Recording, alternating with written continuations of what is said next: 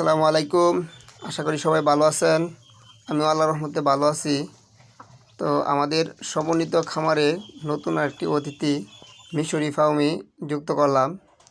তো আপনারা জানেন মিশরি ফাউমিকে ডিমের রানী বলা হয়।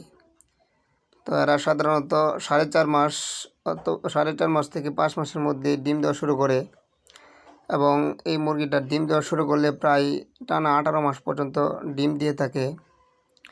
তো এই মুরগির বয়সটা নাকি 1 মাস বলে। আমি আরও বড় মুরগি আনার চেষ্টা করছিলাম, কিন্তু বাজারে এর চেয়ে বড় আর মুরগি পাই নাই। তো মুরগিগুলোর মধ্যে ওদের 1 মাসের মধ্যে যেই ভ্যাকসিনগুলো সবগুলোই বলে দেওয়া ছিল।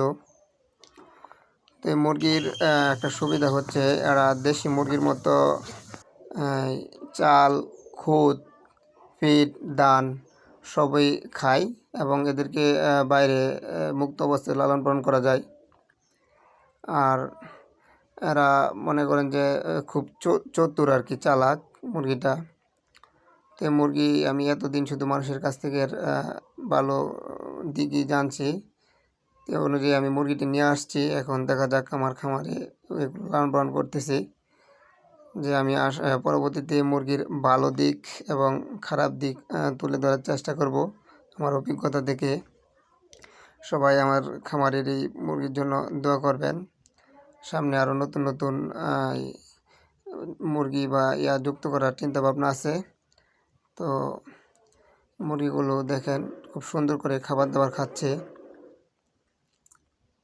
তো আজকের মতো ভিডিও এতটুকুই। ভিডিওটি ভালো লাগলে লাইক করবেন, আর আমার চ্যানেলে নতুন হলে চ্যানেলটিকে সাবস্ক্রাইব করে পাশে থাকবেন।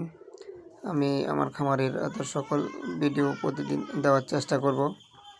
ধন্যবাদ সবাইকে।